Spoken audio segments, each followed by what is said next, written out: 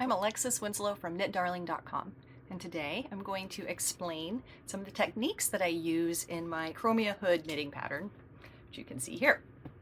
First, I'm going to show you how to knit this I-cord edging here, and also the slip stitch detail you see there.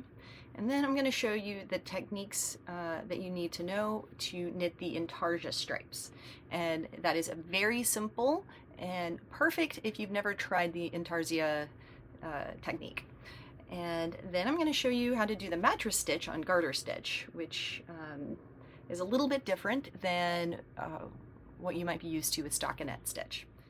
And then I'm going to show you how to weave in all of those ends for a flawless finish on both the front and the back, as you can see. So let's get started. Okay, let's take a look at this edging. It consists of this really pretty I-cord border here on the edge. We've got some garter stitch and then a slip stitch right here. It's 6 stitches before the rest of the scarf. So on the front side, we don't really do anything, you just knit every single stitch. So I'm going to go ahead and knit this and then I'll meet you on the other side. Okay, here we are. I've worked that right side row and I've worked the wrong side row up to almost that stitch marker here. So what I'm going to do is I'll knit to the stitch marker. I'm going to slip that marker. And the next stitch is that slip stitch. You can see here, that's pretty on the back side. Very simple. All you do is move the yarn to the front side of the work, slip that stitch purlwise, and then move the yarn to the back side of the work again. And then I'm going to knit these 3 stitches, and I'm going to repeat that for and slip these last 2 stitches. So knit 1, 2, 3, and then slip these last 2 stitches with the yarn in front. And then you're ready to work that right side row. So I should mention, some people have a little bit of a problem with this I-cord edging looking a little loose, especially the first few rows of the project. Usually that will work out if you've got that problem at the beginning. Just after a few more rows, you'll see it kind of the tension evens out. If you continue to have a problem with a loose I-cord edge, I would recommend taking that first stitch, insert the needle into the stitch, and then really yanking on that yarn there as you make that first stitch, and keeping a tight tension there as you go into the second stitch. And that should correct that issue.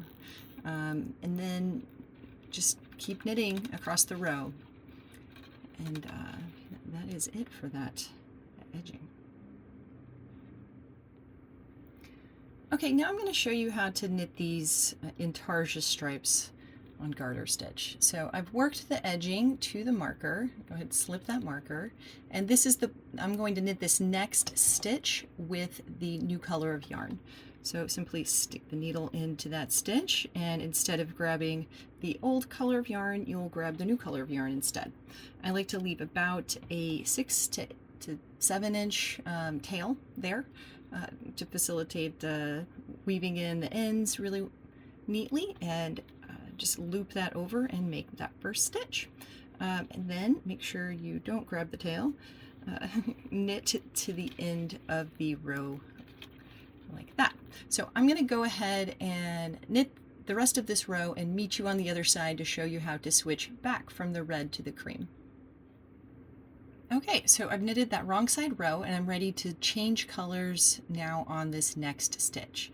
So how I do that is I take the yarn from the back side, bring it between the needle tips to the front of the work, and now I'm going to lay that strand over the new strand. So pull it to the left. I like to pinch it with my thumb there to keep it secure, and take the new color of yarn up in my hand to begin working the next stitch. In this case, the next stitch is a slip stitch with the yarn held in front, and that's how we get this nice slip stitch pattern here. So I'm going to just slip that stitch with the yarn held in front, and now I'm going to move the yarn to the back side of the work to complete the edging. So the next row is going to be just all cream color, because that's the stripe progression. And so what I'm going to do, let's see how nice that looks. So what I'm going to do is knit that next row with cream and come back, and I'm going to show you how to continue knitting the next stripe with this red color. All right, so I've knitted that cream colored row, and I've knitted the edging here, and I'm ready to change colors to the red for another red stripe. So what I do is take that old color of yarn, move it to the left. I kind of like to hold it in my left hand like that, and then grab the new color of yarn and just make sure you are grabbing it from behind and to work that next stitch. So make that next stitch, and whenever you do that, it will lock those two colors of yarn together and just kind of like a little half twist there. So that's what it looks like on the back side. You can see how they are locked together and there won't be a gap there. So that is the last little maneuver that you need to know how to do the Intarsia stripes on this project. All right, so now I'm going to show you how to do the mattress stitch on garter stitch. I've knitted this funny little swatch here which simulates the seam you're going to be sewing on the hood. So you'll find the center stitch here and thread a yarn needle with that main color of yarn, and find that center stitch and pull the needle up through that from the wrong side to the right side, and leave a long enough tail here so that you can neatly weave in the ends. And like I said, I like maybe about 6 or 7 inches for that. So now notice we've got it's symmetrical here, so we want to connect this purl bump to this purl bump, and then this purl bump to this purl bump, and then this purl bump to that purl bump. And the way we work the needle is we go kind of from the bottom to the top through each one of those purl bumps on the edge. So bottom to the top there, and then just kind of turn the needle and catch that next purl ridge there from the bottom to the top and pull the yarn through. And keep going like that, catching the opposing purl bumps like that. Pull the yarn through. On the red stripe, on those purl ridges there.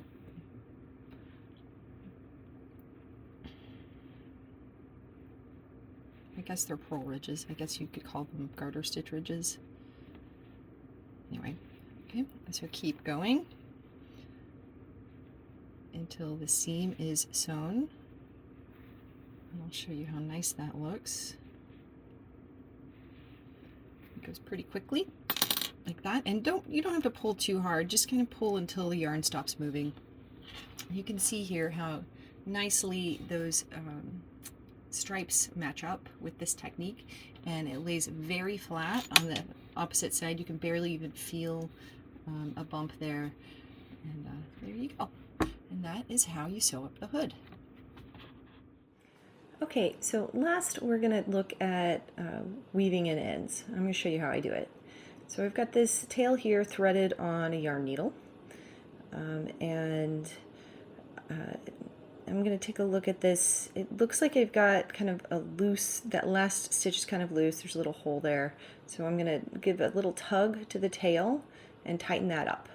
And so now I'm going to show you, I'm going to be doing the duplicate stitch. So kind of pick your path, find that row of stitches and follow it kind of visually like that, and then just get started. So I like to connect the edge there with my first kind of duplicate stitch, and kind of again following that stitch, I'm going to stick the needle in from below and catch those two vertical legs there and bring the yarn through, and I'll continue to do that, just kind of following that line of stitches with my needle, with my yarn needle. And, definitely don't do that. Okay, and so I'll follow that along, and I think I'll probably speed this up so you don't have to watch the whole thing.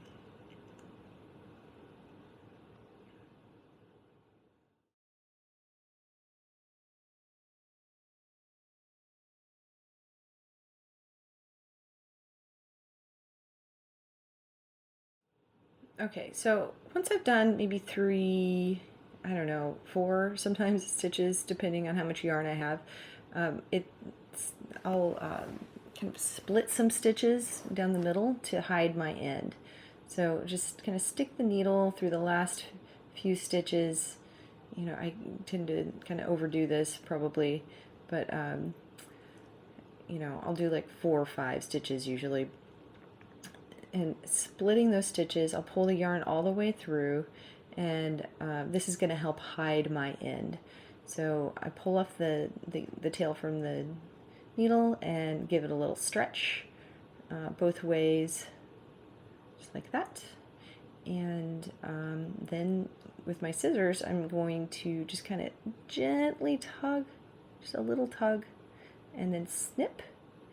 And that end kind of pops right into those stitches that I split right there at the end. And you can see on the other side, it's completely invisible. It looks great.